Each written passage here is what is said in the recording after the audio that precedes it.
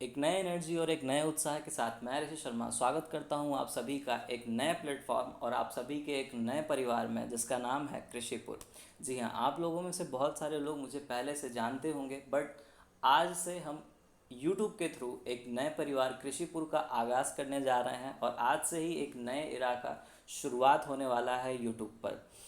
इस इरा के माध्यम से जितने भी हमारे एग्रीकल्चर कॉम्पिटिटिव एग्ज़ाम्स के स्टूडेंट्स हैं या फिर जो कितने भी कृषि विद्यार्थी हैं जो विभिन्न प्रकार की कृषि परीक्षाओं को लेकर एग्रीकल्चर कॉम्पिटिटिव एग्ज़ाम्स की प्रिपरेशन करते रहते हैं, तो उन सभी स्टूडेंट्स के लिए एक बहुत ही शानदार प्लेटफॉर्म का आगाज़ आज हम यूट्यूब के थ्रू करने जा रहे हैं। इस प्लेटफॉर्म के थ्रू हम विभिन्न प्रकार के एग्रीकल्चर कॉम्पिटिटिव एग्ज़ाम्स की प्रिपरेशन, लेटेस्ट जॉब अपडेट्स और साथ ही साथ जितने प्रकार के भी एग्रीकल्चर कॉम्पिटिटिव एग्ज़ाम्स के रिलेटेड कॉन्सेप्ट्स और पॉइंट्स और जितने भी क्वेश्चन पेपर होते हैं उन सभी को हम यहाँ पे वन बाय वन करके डिस्कस करेंगे और एक बहुत ही डायनेमिक अंदाज में सारी मटेरियल्स को, सारी चीज़ों को आप सभी के सामने रखने की पूरी कोशिश करेंगे। अभी तक का जो ट्रेंड बना आ रहा है बच्चों के लिए, वो एक प्रॉब्लम थी कि ज़्यादातर बच्चे जो हैं वो हमेशा उनकी कंप्लेन ये रहती है, पहले भी मुझसे थी और अभी भी रहती है कि प्लेटफॉर्म उन्हें सही ढंग से नहीं मिल पा रहा है, उन्हें सही गाइडेंस नहीं मिल पा रही है। तो कृषिपुर के माध्यम से हमारी पूरी कोशिश रहेगी कि सभी एग्रीकल्चर कॉम्पिटिटिव एग्ज़ाम्स के स्टूडेंट्स को, चाहे वो किसी गांव से पर्टिकुलर बिलोंग करते हो या फिर किसी सिटी से या फिर किसी भी एग्रीकल्चर कॉम्पिटिटिव एग्ज़ाम, जैसे कोई जेआरएफ की प्रिपरेशन कर रहा होगा, कितने सारे एस्पिरेंट्स जो होंगे वो आईबीपीएस एफओ के होंगे, यूपी ट्रिपल एससी के होंगे, यूपीएससी के होंगे, उसके अलावा एग्रीकल्चर ट्रेनिंग के होंगे। तो जितने भी विभिन्न प्रकार के कॉम्पिटिटिव एग्ज़ाम्स के हमारे एस्पिरेंट्स आज से कृषिपुर से जुड़ने वाले हैं, उन सभी के लिए एक नायाब तोहफ़ा हम लेकर आए हुए हैं कृषिपुर के रूप में। कृषिपुर में आपको सारे अपकमिंग एग्रीकल्चर कॉम्पिटिटिव एग्ज़ाम्स की लेटेस्ट अपडेट्स मिलती रहेंगी, साथ ही साथ वैकेंसीज़ के बारे में आपको बताया जाएगा और उनसे रिलेटेड जितने भी क्वेश्चन पेपर आज तक बने हुए हैं उन सभी को हम डिस्कस करेंगे। सारे कॉन्सेप्ट्स को लेक्चर बाय लेक्चर करके समझेंगे, टॉपिक बाय टॉपिक करके समझेंगे और चीज़ों को आसान बनाएंगे।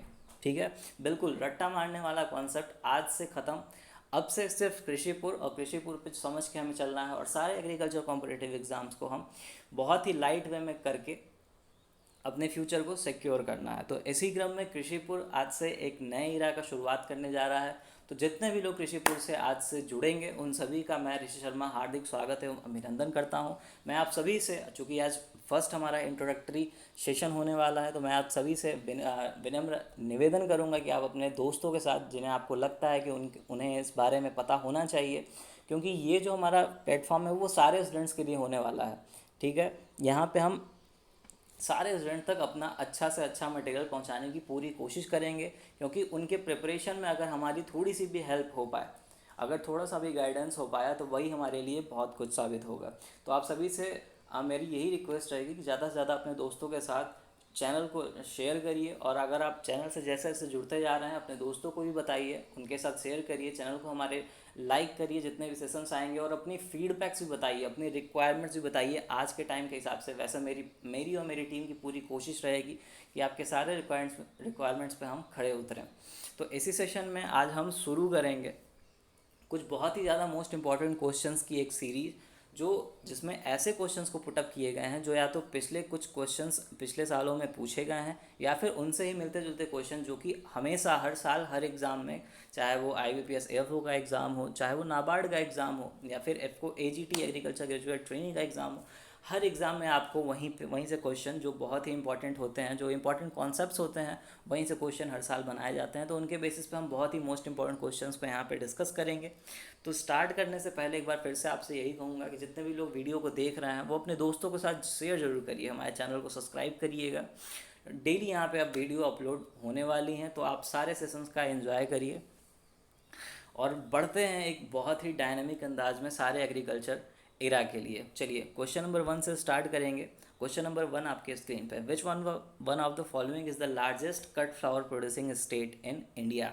भारत का वह कौन सा राज्य है जो सर्वाधिक कट फ्लावर उत्पादन करने वाला राज्य है। तो आपको यहाँ पे बहुत ही सोच समझ के सारे क्वेश्चंस का आंसर करना है। कोशिश करिएगा कि आप अपडेट रहें हर एक चीज़ों से। यहाँ मैं कृषिपुर के माध्यम से सारा करंट अफेयर जो भी एग्रीकल्चर कॉम्पिटिटिव एग्ज़ाम से रिलेटेड हैं उन सभी से लेके जितने भी एग्रीकल्चर स्कीम्स हैं, उसके साथ ही साथ जितने भी एग्रीकल्चर एंड एलाइड सब्जेक्ट्स के टॉपिक्स हैं, जैसे एग्रोनॉमी, हॉर्टिकल्चर, सॉयल साइंस, इन सभी के हम टॉपिक बाय टॉपिक करके यहाँ पे सेशंस को यहाँ पे हम आपके सामने रखते जाएंगे। बस ज़रूरत है तो आपके सपोर्ट की, आपके साथ की। जैसे जैसे आपका साथ बढ़ता जाएगा वैसे वैसे हम भी आपके साथ आगे चलते चले जाएंगे। तो आपके सामने जो क्वेश्चन है, largest cut flower producing state in India, तो मैं यहाँ पे आपसे 2021 तक का सबसे लेटेस्ट डाटा आपके सामने पेश करने वाला हूँ। तो अगर लार्जेस्ट कट फ्लावर प्रोडक्शन की अगर बात करें तो इस टाइम पे वेस्ट बंगाल जो है वो नंबर 1 स्टेट है। ध्यान रखिएगा, यहाँ पे सिर्फ कट फ्लावर की बात हुई है। अगर यहीं पे आपसे लूज फ्लावर्स के प्रोडक्शन की बात कर दी जाए तो यहाँ पे आपका आंसर चेंज हो जाएगा और वहाँ पे आपका आंसर क्या हो जाएगा, तमिलनाडु हो जाएगा। ठीक है, लूज फ्लावर्स के अगर प्रोडक्शन की बात करें तो। और अगर ओवरऑल फ्लोरिकल्चर की बात करें, ठीक है, ओवरऑल फ्लोरिकल्चर की बात करें, फिर भी हमारा आंसर क्या हो जाएगा, तमिलनाडु, जो कि लगभग 20% कंट्रीब्यूट करता है पूरे फ्लोरिकल्चर आउट ऑफ पूरे इंडिया में। ठीक है, तो ये बहुत ही इंपॉर्टेंट आपके लिए एक इन्फॉर्मेशन है और एक बहुत ही महत्वपूर्ण क्वेश्चन आपके सारे कॉम्पिटिटिव एग्जाम्स के लिए, चाहे आप जेआरएफ के लिए जा रहे हो, आप एएफओ के लिए जा रहे हो, आप एफको एजीटी के लिए जा रहे हो, तो सारे एग्जाम्स के लिए सारे क्वेश्चन जितने भी आने वाले हैं सारे के सारे बहुत ही महत्वपूर्ण होने वाले हैं। कर्नाटका के लिए मैं आपको यहाँ से एक चलते चलते क्वेश्चन बताता चल रहा हूँ। कर्नाटका जो है सनफ्लावर प्रोडक्शन में नंबर 1 स्टेट इस समय इंडिया का है। ठीक है, ध्यान रखिएगा, किसके लिए, सनफ्लावर के लिए। वहीं उड़ीसा की अगर बात करें तो ब्रिंजल के प्रोडक्शन के लिए, बैगन के प्रोडक्शन के लिए उड़ीसा जो है वो नंबर स्टेट इस समय इंडिया की है। चलिए क्वेश्चन नंबर 2 की तरफ मूव करेंगे। तो इसी प्रकार आपने जैसे देखा, क्वेश्चन तो एक आएगा बट उससे रिलेटेड जितने भी कॉन्सेप्ट, जितने भी पॉसिबल कॉन्सेप्ट और पॉसिबिलिटीज़ हो सकती हैं, जितने भी इन्फॉर्मेशन मैं आपको निकाल के देने हो सकता है, उतना उतना से ज़्यादा मैं आपको निकाल के देने की पूरी कोशिश करूँगा। चलिए क्वेश्चन नंबर 2 की तरफ बढ़ेंगे। Which crop doesn't belong to family papilionaceae, कुल पेपिलायनेसी से संबंधित इनमें से कौन सी फसल, कौन सी क्रॉप नहीं है, आपको यहाँ पे ध्यान रखना है, इनसे संबंधित नहीं है। तो यहाँ पे ऑप्शन नंबर 1 जो हमारा राइट आंसर हो जाएगा, लेडी फिंगर। जी हाँ, भिंडी की अगर बात करें तो ये मालवेसी से बिलोंग करता है। किससे बिलोंग करता है, फैमिली मालवेसी से बिलोंग करता है। बाकी के जो 3 ऑप्शन हमारे सामने हैं, लेथाइरस, ल्यूसन और सनहैम, ये पेपिलायनेसी से बिलोंग करते हैं। पेपिलायनेसी जिसे हम दूसरी अगर वर्ड की बात करें तो लेग्यूमिनेसी के नाम से भी जानते हैं इस फैमिली को। चलिए क्वेश्चन नंबर 3 की तरफ मूव करेंगे। Which crop is not a long day plant, निम्न में से कौन सी फसल दीर्घ दिन की फसल नहीं है। तो आपसे पूछा जा रहा है नहीं है लॉन्ग डे प्लांट, तो आपको यहाँ पे सही आंसर देना है। उस क्वेश्चन का जो राइट आंसर हो जाएगा वो हो जाएगा क्वेश्चन ऑप्शन नंबर 2, मेज। ठीक है, मेज जो है वो एक डे न्यूट्रल प्लांट होता है, ना तो शॉर्ट डे प्लांट होता है ना तो लॉन्ग डे प्लांट होता है। अगर डे लेंथ के बेसिस पर अगर प्लांट की बात करें तो 3 तरह के प्लांट्स हमारे सामने हमको देखने को मिलते हैं। एक शॉर्ट डे प्लांट होता है, एक लॉन्ग डे प्लांट होता है, एक डे न्यूट्रल प्लांट होता है। ठीक है, जो लॉन्ग डे प्लांट होते हैं उनको जो सनलाइट का पीरियड होता है उन्हें ज़्यादा रिक्वायरमेंट होता है, और वहीं पर अगर शॉर्ट डे प्लांट्स की बात करें तो उनकी रिक्वायरमेंट कम होती है अगर कंपैरिजन करें लॉन्ग डे के तो। और जो डे न्यूट्रल प्लांट्स होते हैं वो बीच के श्रेणी में आते हैं। तो मेज की अगर बात करें तो यहाँ पे हमारा राइट आंसर क्या हो जाएगा, मेज, जो कि एक डे न्यूट्रल प्लांट है। बाकी के जो 3 क्रॉप हैं, वीट, बार्ली और ग्राम, ये हमारे लॉन्ग डे प्लांट में आएंगे। ठीक है, मेज से रिलेटेड एक क्वेश्चन जो कि प्रीवियस ईयर के पेपर में पूछा गया था IBPS एफओ के एग्जाम में, तो वहाँ पे क्वेश्चन में जो क्वेश्चन आया था वो आया था queen of serial. Queen of serial किसे कहा जाता है, तो आपसे पूछा जा रहा था सीरियल्स में क्वीन किसे कहा जाता है। तो यहाँ पे हमारा राइट आंसर जो है वो मेज ही होगा, मक्का ही होगा। तो ये भी आप चलते चलते इस क्वेश्चन के माध्यम से इस कॉन्सेप्ट को भी जान लीजिए। उसके साथ ही एक क्वेश्चन और जो बहुत ही इंपॉर्टेंट पूछा जाता है मेज से, मेज जो है एक क्रॉस पॉलिनेटेड क्रॉप है। ठीक है, क्रॉस पॉलिनेटेड क्रॉप है मेज। चलिए क्वेश्चन नंबर 4 की तरफ मूव करेंगे। Which among the following varieties of green gram is not a mutant variety, मूंग की इनमें से कौन सी वेराइटी जो है वो म्यूटेंट वेराइटी नहीं है। आपको फिर से ध्यान रखना है, म्यूटेंट वेराइटी नहीं है। तो पहले तो आप ये समझ लीजिए कि म्यूटेंट वेराइटियाँ होती क्या हैं। म्यूटेंट वेराइटीज़ एक ऐसी वेराइटीज़ होती हैं जो कि क्रॉप में म्यूटेशन इंड्यूस कराया जाता है, उसके फलस्वरूप जो है ऐसी वेराइटीज़ का निर्माण होता है। और आप पूछेंगे कि इसमें म्यूटेशन कराया ही क्यों जाता है, तो म्यूटेशन कराने के पीछे जो हमारा ब्रीडिंग प्रोग्राम होता है वो, उसके साथ ही साथ जेनेटिक एनालिसिस करने के लिए, क्रॉप की किसी भी क्रॉप की जेनेटिक एनालिसिस को जानने के लिए, समझने के लिए हम म्यूटेशन को इंड्यूस कराते हैं। तो इस प्रकार से जो वेराइटीज़ रिलीज़ होती हैं, जो बनती हैं, उसे हम म्यूटेंट वेराइटी कहेंगे। ठीक है, तो यहाँ पे क्वेश्चन नंबर 4 का जो राइट आंसर हो जाएगा वो हो जाएगा ऑप्शन नंबर डी। यहाँ पे PDM1 जो है हमारा म्यूटेंट वेराइटी नहीं है, ध्यान रखिएगा। यहाँ पे अगर धुल्ली की बात करें, धुल्ली या फिर जैसे धुलिया भी आपने पढ़ा होगा, तो धुलिया जो है 1980 में रिलीज़ हुई थी। मूंग की एक बहुत ही ज़बरदस्त म्यूटेंट वैरायटी है। कभी कभी एग्ज़ाम में आपसे मूंग की फर्स्ट वैरायटी भी पूछ ली जाती है, तो आपको ध्यान रखना है मूंग की जो फर्स्ट वैरायटी है वो T1 के नाम से जानी जाती है, जो कि 1948 में रिलीज़ हुई है। कब हुई थी? 1948 में। चलिए क्वेश्चन नंबर 5 की तरफ मूव करेंगे। Piezometer is used for the measurement of agrometeorology से आपके सामने एक बहुत ही शानदार, एक बहुत ही इंपॉर्टेंट क्वेश्चन। ऐसे क्वेश्चन आपके हर एग्जाम में लगभग आपको देखने को मिल जाएंगे कि कोई आपसे डिवाइस का नाम दे देगा और आपसे पूछ लेगा कि इसके थ्रू हम किस चीज़ का मेजरमेंट करते हैं। तो ये बहुत ही इंपॉर्टेंट क्वेश्चन आपके सामने। तो यहाँ पे आपसे पूछा जा रहा है पीजोमीटर का यूज़ हम किस लिए करते हैं। तो यहाँ पे ऑप्शन एक जो है हमारा राइट आंसर हो जाएगा। ये हम पीजोमीटर का जो इस्तेमाल जो है वो भूजल का द्रव स्थैतिक दबाव मापने के लिए करते हैं, जिसे हम hydrostatic pressure of ground water भी कहते हैं। ठीक है, तो पीजोमीटर ध्यान रखिएगा। पीजोमीटर का संबंध अगर आप ऐसे गैस करना चाहेंगे तो प्रेशर से रिलेटेड है। ठीक है, तो प्रेशर से पीजोमीटर रिलेटेड है, तो ऐसा आप याद रखिएगा। हाइड्रोस्टैटिक प्रेशर मापने के लिए ग्राउंड वाटर का हम पीजोमीटर का यूज़ करते हैं। सॉइल स्पेसिफिक ग्रेविटी मापने के लिए हम पिक्नोमीटर का यूज़ करते हैं। किसका? पिक्नोमीटर का यूज़ करते हैं। और अगर वहीं बात करें ट्रांसपिरेशन रेट की, तो इसके मापने के लिए हम पोरोमीटर का यूज़ करते हैं। ठीक है, ध्यान रखिएगा। पोरोमीटर से हम ट्रांसपिरेशन रेट को मापते हैं। उसके साथ ही साथ अगर soil tension, soil moisture tension के अगर मापने की बात किया जाए, इसकी अगर डिवाइस की बात किया जाए, तो टेंसियोमीटर। ये सारे इंपॉर्टेंट पॉइंट्स हैं जो आपको इस क्वेश्चन के माध्यम से, मैं ज़्यादा क्वेश्चन के माध्यम से मैं आपको कॉन्सेप्ट बताने की कोशिश कर रहा हूँ, जिससे आप बहुत ही चीज़ों को अच्छे ढंग से सीख पाओ और समझ पाओ और अच्छे से याद भी रहे। ठीक है, इसीलिए मैंने ऐसे ऑप्शन सेट किए हुए हैं जिससे आपको क्वेश्चन को करने में, समझने में आसानी हो। क्वेश्चन नंबर 6 की तरफ मूव करेंगे। The capacity of soil to produce plants under a specified program of management and it is expressed in terms of yield known as. ठीक है, क्वेश्चन बहुत ही आसान सा है बट लेंदी बना दिया गया है ताकि आपका टाइम कंज्यूम हो। IBPS F4 और F4 AGT के क्वेश्चन पेपरों में अगर आप लास्ट ईयर के पेपर्स को उठा के देखें तो आपको ऐसे ही लेंदी क्वेश्चंस आपके सामने बहुत से देखने को मिलेंगे, क्योंकि उनका कोशिश होता है कि एस्पिरेंट्स को थोड़ा सा टाइम कंज्यूमिंग क्वेश्चंस दे के उनका टाइम थोड़ा सा ज़्यादा कंज्यूम कराया जाए। हालांकि क्वेश्चन होते बहुत ईजी हैं, आप एक लाइन में समझ सकते हो क्वेश्चन को। तो प्रबंधन के एक निर्दिष्ट कार्यक्रम के तहत पौधों का उत्पादन करने के लिए मिट्टी की क्षमता के रूप में व्यक्त किया जाता है और इसे उपज के रूप में जाना जाता है। तो फ्रेंड्स यहाँ पे किसकी बात हो रही है? यहाँ पे सॉइल के प्रोडक्टिविटी की बात हो रही है। ठीक है, तो बहुत ही आसान सा क्वेश्चन, बस थोड़ा सा लेंदी आपको सामने आपको दिखाने के लिए।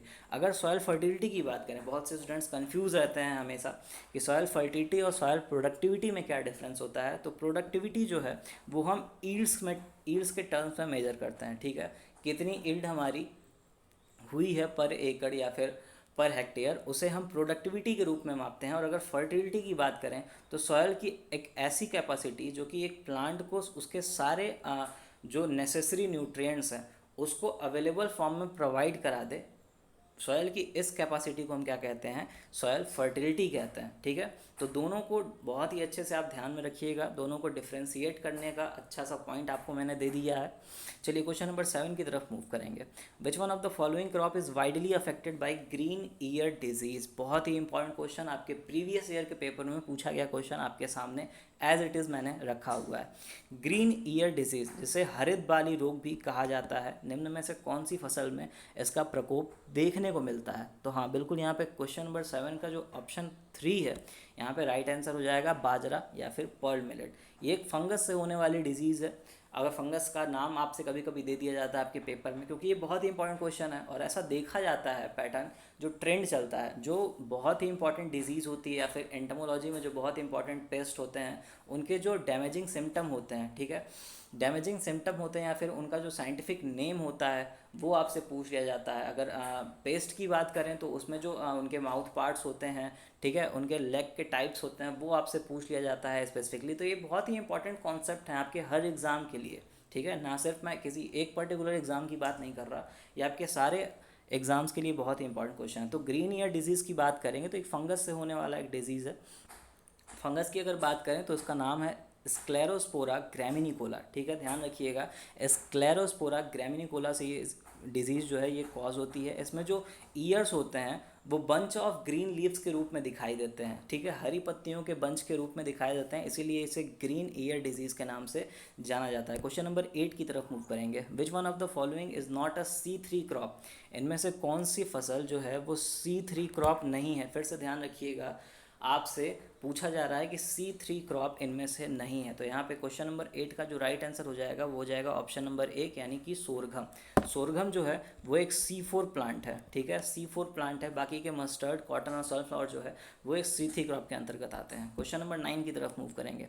Among the given pairs of crops which represents the relation of supplementary crops. एक बहुत ही शानदार, एक बहुत ही इंपॉर्टेंट क्वेश्चन आपके सामने प्रीवियस ईयर के क्वेश्चन पेपर में, एफको एजीटी के पेपर में एक क्वेश्चन आपसे यहाँ पे पूछा गया था वहाँ पे, बट सप्लीमेंट्री क्रॉप्स के जगह पे कॉम्प्लीमेंट्री क्रॉप्स का पेयर आपके सामने रखा गया था और सही जवाब आपसे पूछा गया था। तो यहाँ पे मैंने आपसे सप्लीमेंट्री क्रॉप्स के बारे में यहाँ से आपसे पूछा है। तो पहले इस क्वेश्चन का राइट आंसर देने से पहले आप तो ये जान लो कि सप्लीमेंट्री क्रॉप्स या फिर पूरक फसलें कहते किसे हैं।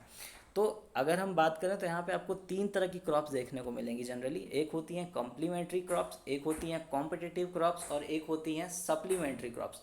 तो ये 3 तरह की क्रॉप्स होती हैं, जिसमें से जो कम्प्लीमेंट्री क्रॉप्स होती हैं उसमें होता क्या है, मेन क्रॉप्स के बीच में जब हम इंटर क्रॉपिंग करते हैं, क्या करते हैं, इंटर क्रॉपिंग करते हैं, तो उससे क्या होता है, दोनों क्रॉप्स को, जो हमारी मेन क्रॉप होती हैं और जो हमारी इंटर क्रॉप होती हैं, दोनों को बेनिफिट पहुंचता है एक दूसरे से, ठीक है। ऐसे क्रॉप्स के अगर एग्जांपल की बात करें तो वो मैंने सेट कर दिए हैं आपके सामने, अगर आप देख रहे हैं तो बहुत ही अच्छे से समझ पाएंगे।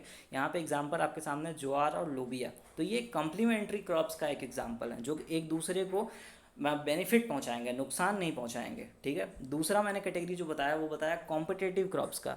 तो जाहिर सी बात है कॉम्पिटिटिव क्रॉप्स आपको नाम से ही समझ में आ रहा है, यहाँ पे तो दोनों जो क्रॉप्स होंगी हमारी मेन क्रॉप और इंटर क्रॉप, वो दोनों आपस में कम्पीट करेंगी किस चीज़ के लिए, अपने आश्रय के लिए, अपने स्पेस के लिए और अपने फूड के लिए, फीडिंग मटेरियल के लिए, तो कम्पीट करेंगे। इस प्रकार का जो फिनोमिना होता है वो किस में देखने को मिलता है, अधिकतर सीरियल्स में देखने को मिलता है, ठीक है। तो वो कॉम्पिटिटिव नेचर की होती हैं। तीसरा जो आपसे इस क्वेश्चन में पूछा गया है सप्लीमेंट्री क्रॉप्स, ठीक है, पूरक फसलें।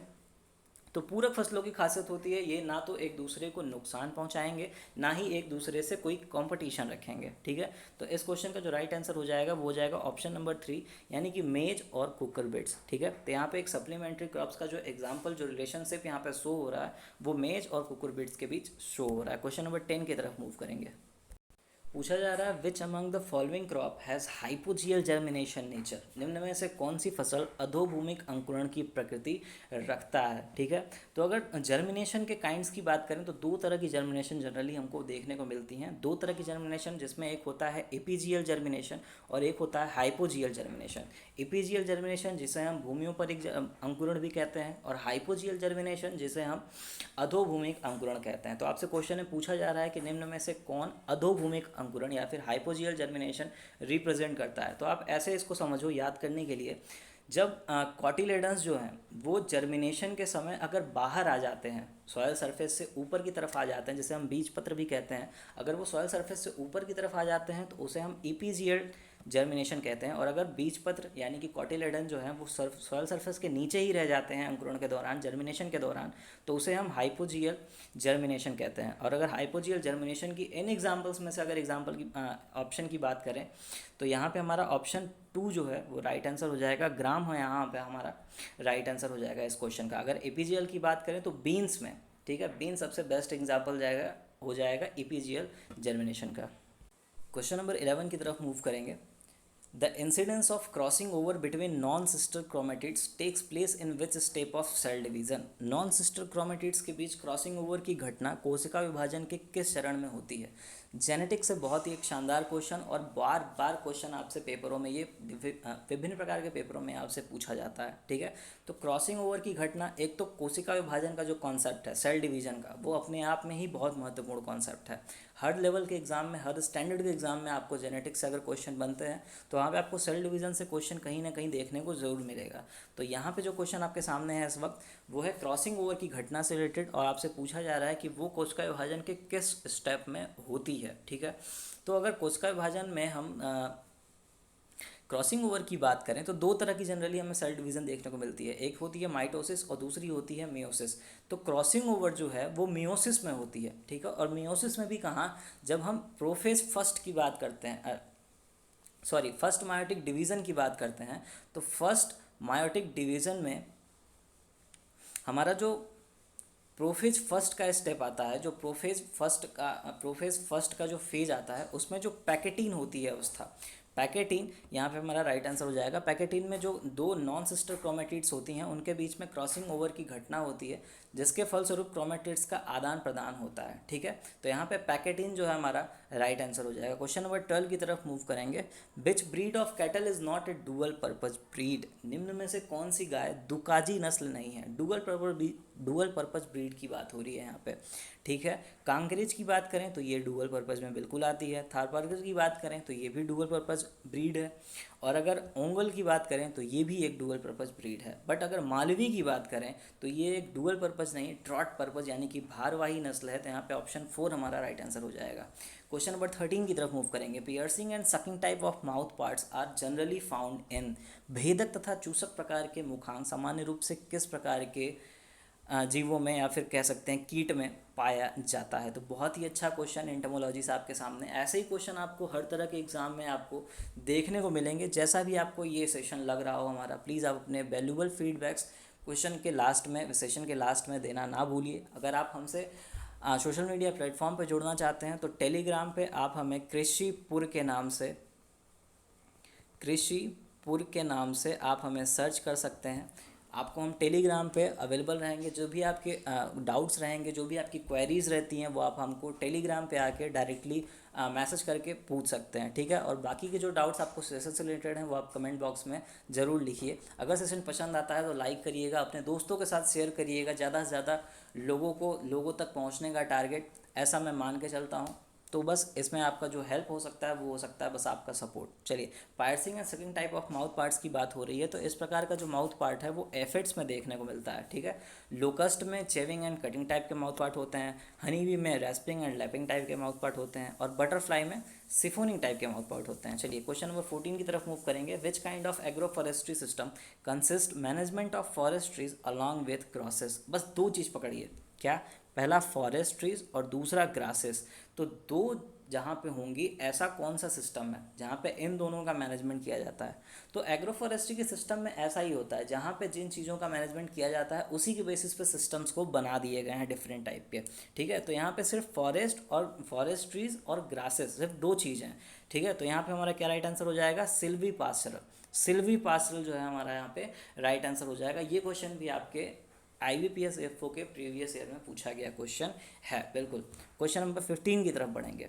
Mango variety Amrapali is a cross between? आम की एक बहुत ही महत्वपूर्ण वेराइटी आम्रपाली, किसके मध्य क्रॉस से ये वेराइटी बनी हुई है? तो बहुत ही आसान सा सवाल, आपने इंटर में ही इस क्वेश्चन को पढ़ा होगा, बट आपके सामने चूंकि ये बहुत ही इंपॉर्टेंट क्वेश्चन है आपके एग्जाम्स के लिए, तो यहाँ पे ऑप्शन 2 जो है हमारा राइट आंसर हो जाएगा, दशहरी और नीलम। ठीक है, याद करने के लिए आप ऐसे याद कर सकते हो, D for Dasheri, N for Neelam, and क्या बनाते हैं ये? आम्रपाली। तो DNA आप ऐसे याद कर सकते हो, दशहरी नीलम के क्रॉस से क्या बनता है? आम्रपाली बनता है। और अगर इस क्रॉस को हम उल्टा कर दें, यानी कि नीलम और दशहरी की बात करें, तो यहाँ पे जो वैरायटी बनती है वो कौन सी बनती है? मल्लिका बनती है। आपको ध्यान रखना है कौन सी बनती है? मल्लिका बनती है। और अगर रत्ना और अल्फांसो की बात करें, रत्ना और अल्फांसो के क्रॉस से क्या बनता है? सिंधु वैरायटी बनती है। कौन सी? सिंधु वैरायटी बनती है। Question number 16।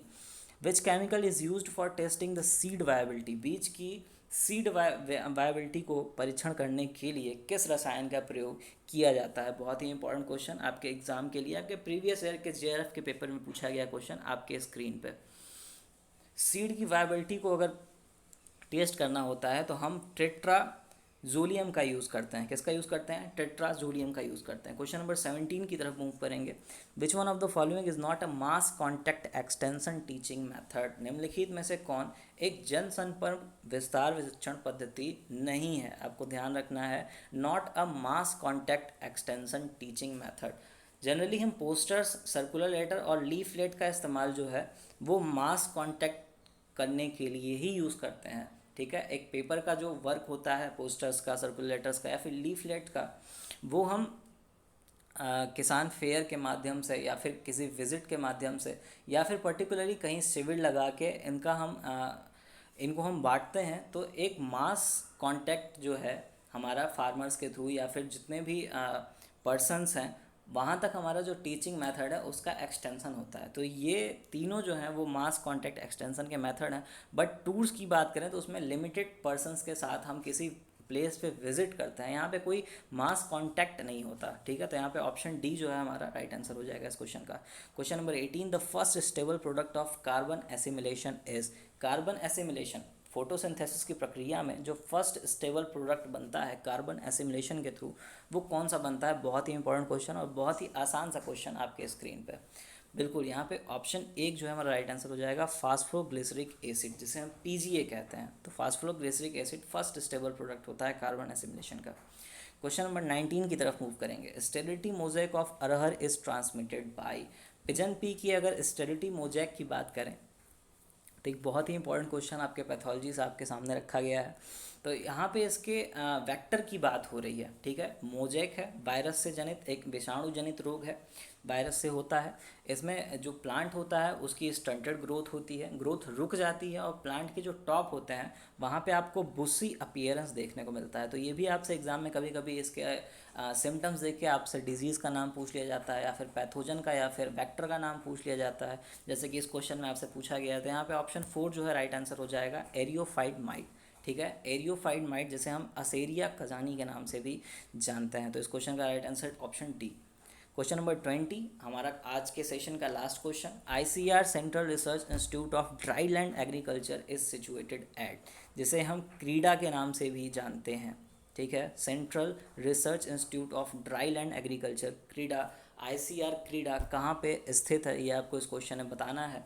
हिंदी भाषी लोगों के लिए केंद्रीय बारानी कृषि अनुसंधान संस्थान कहाँ पर स्थित है? केंद्रीय बारानी कृषि अनुसंधान संस्थान कहाँ पर स्थित है? तो बिल्कुल यहाँ पे ऑप्शन एक जो है हमारा राइट आंसर हो जाएगा, ये हैदराबाद में स्थित है। कहाँ पे स्थित है? हैदराबाद में।